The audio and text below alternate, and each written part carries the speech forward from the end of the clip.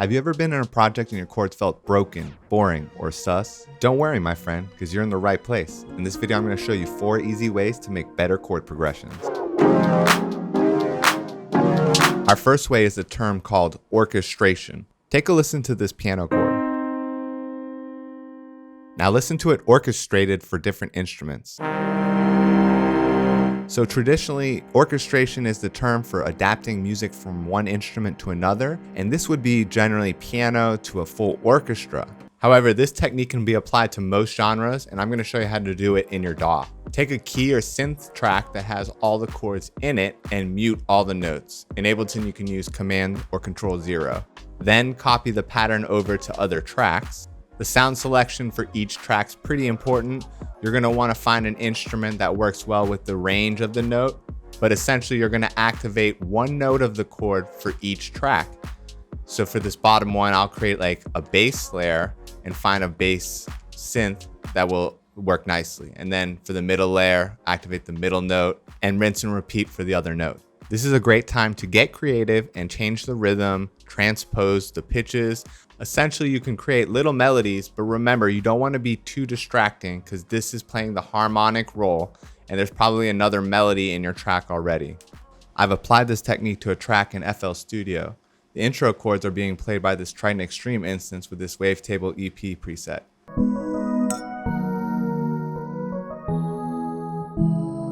So when the drums came in, I separated the chords to separate layers. This first layer is a nice synth pad from the Triton Extreme.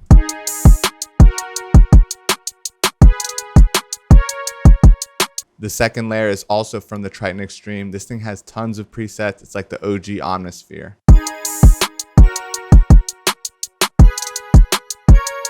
So they're also dyads, but they have a greater range. And lastly, I put the melody to a separate track, which is the ARP Odyssey from Korg Collection. This is the Apollo lead, and it's very smooth sounding.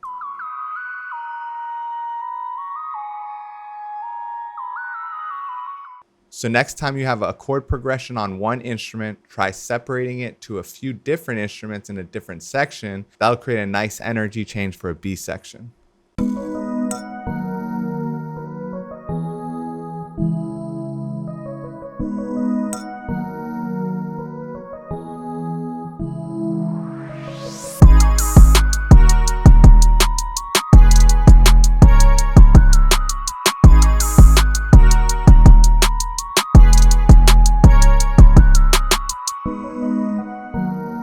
Another easy way to get better chord progressions is to use asymmetrical shapes. Meaning, rather than have every chord take up the same amount of time, try varying the chord lengths and rhythms to give more interesting progressions.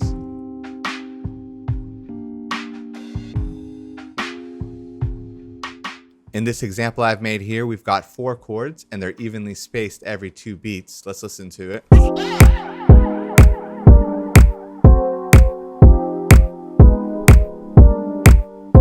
By even just taking one of these chords, taking the sustain down so it's short, that changes the symmetry of the progression. Even this subtle change levels up this chord progression. A more notable change could be taking the last 3 chords and scrunching them into the end of the phrase. This way, the first chord is emphasized by the amount of time it's given.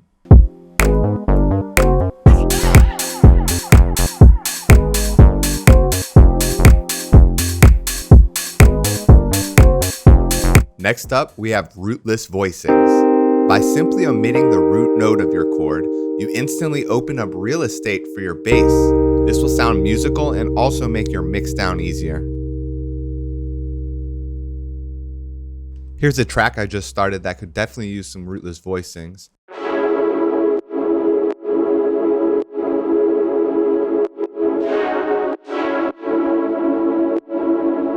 Let's compare the patterns for the bass and chords. So when comparing both piano rolls, you can see there's overlap. I'm going to go ahead and delete the bottom notes, making them rootless voicings.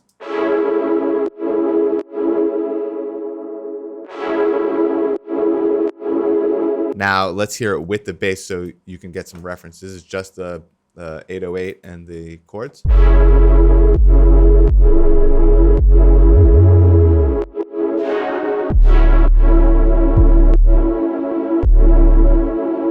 So the chords still come across as the F sharp minor 9 and the D major 9. And here's the beat with Rootless Voicings.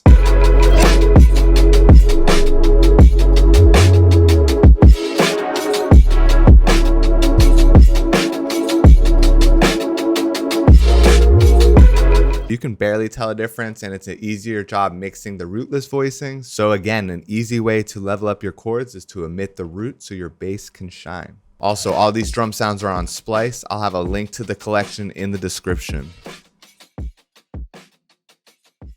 Lastly, we have inversions, which simply means reordering the notes of the chord. Physically playing inversions on a keyboard can be difficult, but making them in your DAW is particularly easy because you're just transposing notes up and down an octave. I've got a simple piano progression here. Let's take a look at how inversions can level this up.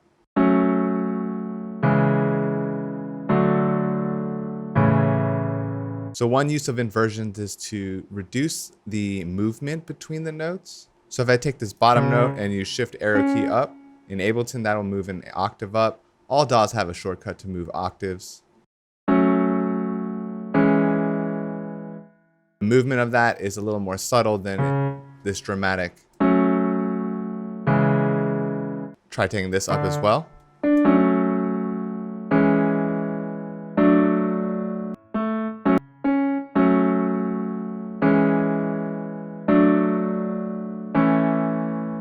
That sounds more musical to me. It takes up less range and gives more space for the melody. And I think this beat I made for the Rootless Voicings example could use some inversions. So let's see how we would do that. So immediately I'm thinking maybe taking the bottom note and putting it up an octave. After doing that, I see that there's this semitone tension though, so I might not like that. Let's take the middle note, put it up an octave. And I recommend being different inversions and just seeing how you like them. This will also allow you to make longer chord phrases because some parts could be root position and then the other part of the phrase could be inverted. I like it in the root position, but rootless voicings in the beginning and these inverted versions in the second half of the phrase. It makes it a longer phrase and that sounds really good.